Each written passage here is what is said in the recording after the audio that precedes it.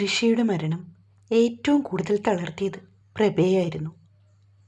കണ്ണട മുഖത്തു നിന്നെടുത്ത് കയ്യിലേക്ക് പിടിച്ചുകൊണ്ട് ഡോക്ടർ അലക്സ് പറഞ്ഞു തുടങ്ങി. മാനസികമായി ആകെ തളർന്ന പ്രഭ മേനോൻ അവളുടെ സ്വന്തം വീട്ടിലേക്ക് പറഞ്ഞയച്ചു. സ്വന്തം മകൻ താൻ കാരണം കൊല്ലപ്പെട്ടെന്നുള്ള പശ്ചാത്താപം കൊണ്ടായിരിക്കും ആ കുട്ടിയെ പിന്നീട് അയാൾ ഉപദ്രവിക്കാൻ മുതിർന്നില്ല.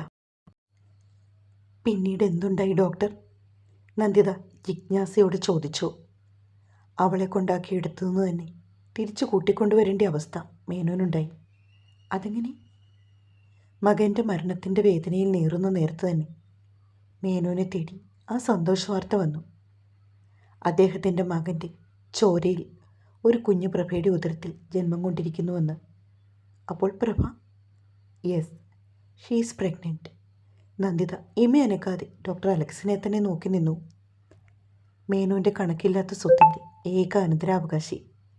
വാർത്ത അറിഞ്ഞോടൻ മേനോൻ പ്രഭയെ നിർബന്ധപൂർവ്വം ഗൾഫിലേക്ക് കൂട്ടിക്കൊണ്ടുപോയി. സത്യത്തിൽ അവളുടെ വയറ്റിൽ കിടക്കുന്ന കുഞ്ഞ് അതുമാത്രമായിരുന്നു അദ്ദേഹത്തിൻ്റെ ലക്ഷ്യം. പക്ഷേ ഋഷിയുടെ മരണം, അത് പ്രഭയ്ക്ക് നൽകിയ ആഘാതം അവളെ മാനസികമായും ശാരീരികമായും തളർത്തി. താനൊരു അമ്മയാകാൻ പോകുന്ന അറിവ് ശാരീരികമായി മാത്രം കൈക്കൊണ്ടവൾ മാനസികമായി യാതൊരു തിരിച്ചറിവും അവളുടെ ബോധമനസ്സിൽ അതിനെക്കുറിച്ച് അവൾക്കുണ്ടായിരുന്നില്ല. മരണം നടന്ന് ഏകദേശം 30 ദിവസങ്ങൾ പിന്നിട്ടിട്ട് പോലും അവളുടെ മനസ്സപ്പോഴും അവളുടെ കൺമുമ്പിൽ വെച്ച് നടന്ന ഋഷിയുടെ മരണത്തിൻ്റെ സ്പോട്ടിൽ നിന്നും ഒരു ഇഞ്ച് പോലും മുന്നോട്ട് നീങ്ങിയിട്ടില്ല. ഡേ ബൈ ഡേ ആ കുട്ടിയുടെ ഹെൽത്ത് കണ്ടീഷൻ മോശമായിക്കൊണ്ടിരുന്നു. ആരോഗ്യമില്ലാത്ത ഒരമ്മയ്ക്ക് എങ്ങനെ ആരോഗ്യമുള്ളൊരു കുഞ്ഞിനെ ജന്മം നൽകാനാകും? അവസാനത്തെ പ്രതീക്ഷയായ ആ പിറക്കാനിരിക്കുന്ന കുഞ്ഞുപോലും നഷ്ടമാകുമെന്ന ഇരുളടഞ്ഞ അവസ്ഥയിലാണ് പുതിയൊരു വെളിച്ചം പോലെ ശ്രീനാഥിൻ്റെ കടന്നുവരവ്. പക്ഷേ ശ്രീയേട്ടൻ എങ്ങനെ? നന്ദിത ഉൾക്കിടിലത്തോടെ ആരാഞ്ഞു.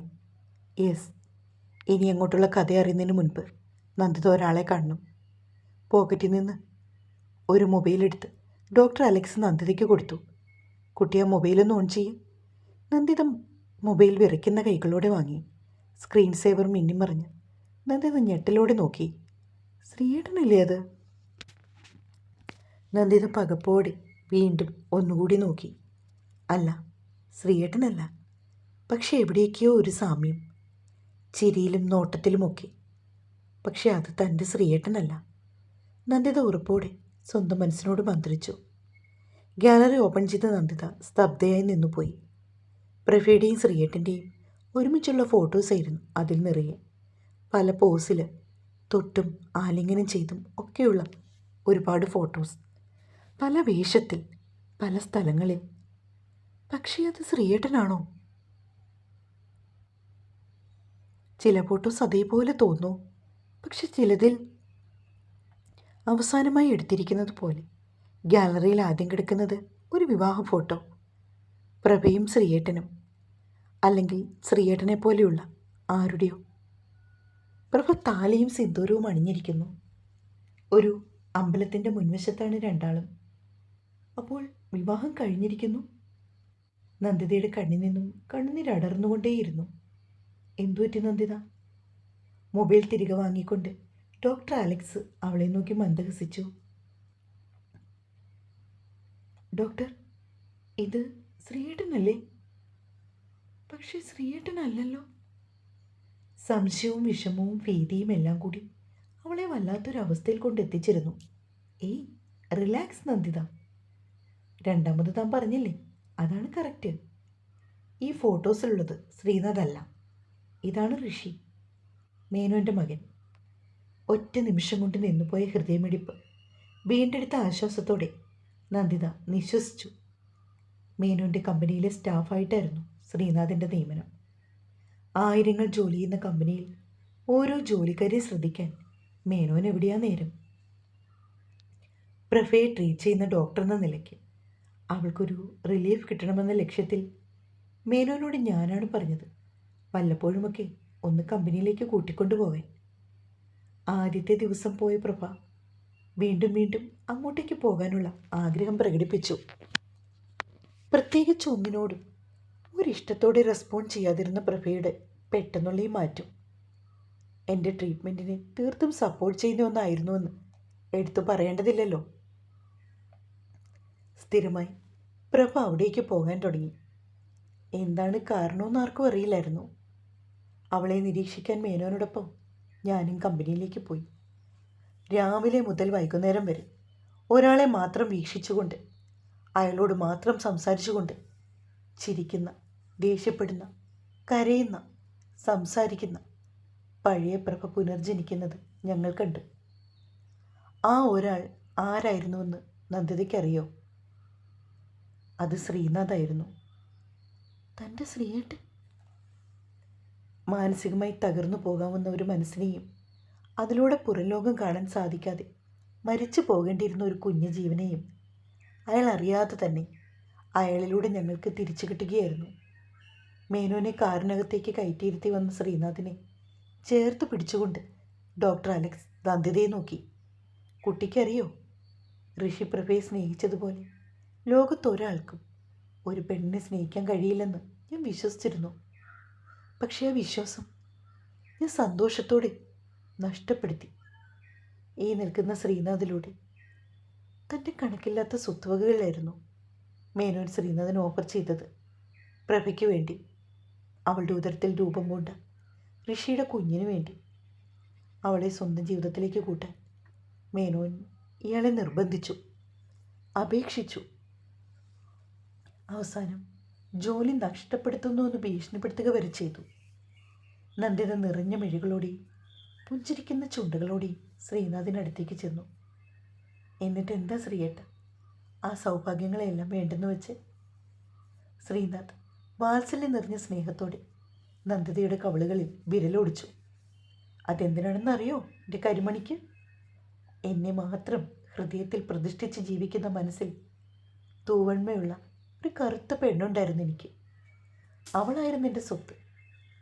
ജീവനുള്ള ആ സ്വത്ത് എനിക്കുള്ളപ്പോൾ എനിക്കെന്തിനാ പെണ്ണെ നിർജീവമായ കുറേ സമ്പാദ്യം, അതും അന്യരുടെ? പിന്നെ ഈ നാടകം എന്തിനായിരുന്നു? നിങ്ങളുടെ പ്രണയം അങ്ങനെയൊക്കെ എന്തിനായിരുന്നു? നന്ദിത കരഞ്ഞുകൊണ്ട് ശ്രീനാഥിൻ്റെ മാറിൽ ചാഞ്ഞു. ഡോക്ടർ അലക്സ് ചിരിച്ചുകൊണ്ട് കാറിനടുത്തേക്ക് പോയി രണ്ടാൾക്കും തുറന്ന് സംസാരിക്കാനുള്ള അവസരമുണ്ടാക്കി കൊടുത്തു. നിനക്കറിയോ കരിമണി, നീ എന്നെ ആഗ്രഹിക്കുന്നതിന് മുൻപേ നിന്നെ പ്രണയിച്ചു തുടങ്ങിയവനാണ് ഞാൻ. പറയാൻ പലവട്ടം ശ്രമിച്ചിരുന്നു. നീ സമ്മതിച്ചില്ലെങ്കിലോ എന്ന് കരുതി ആ ശ്രമങ്ങളെല്ലാം പാതി വഴിയിൽ ഞാൻ ഉപേക്ഷിച്ചു. നിന്റെ നന്മയെ എൻ്റെ നല്ല പാതിയാക്കാൻ ഞാൻ ഒരുപാട് കൊതിച്ചു.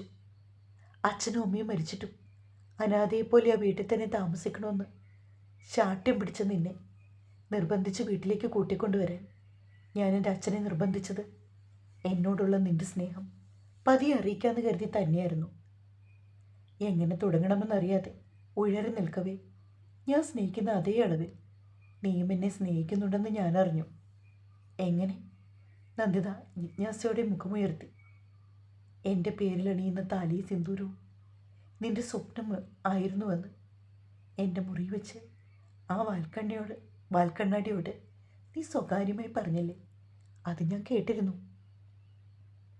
അങ്ങനെ നീ പോലും അറിയാതെ ആദ്യമായി നിന്റെ പ്രണയം നീ എനിക്ക് കൈമാറി. ശ്രീനാഥ് കള്ളച്ചിരിയോടെ അത് പറഞ്ഞപ്പോൾ നന്ദിത ഓർത്തു. ശരിയാണ്, ആരോ മുറി വന്നതുപോലെ തനിക്ക് തോന്നിയിരുന്നു. ഈശ്വര, ശ്രീയേട്ടനായിരുന്നു അത്. നന്ദിതയുടെ തലയിൽ ഒരു കൊട്ടുകൊടുത്തുകൊണ്ട് ശ്രീനാഥ് തുടർന്നു. മണ്ടിപ്പെണ്ണെ, എന്നോടുള്ള സ്നേഹം മുഴുവൻ ഒരു തകരപ്പെട്ടിയിൽ ഒളിപ്പിച്ചു വെച്ച നിന്നോട് ഒരു മധുര പ്രതികാരം ചെയ്യണമെന്ന് തോന്നി. അതിനുവേണ്ടിയായിരുന്നു ഈ മുഴുവൻ നാടകമെന്ന് പറയാൻ പറ്റില്ല കേട്ടോ.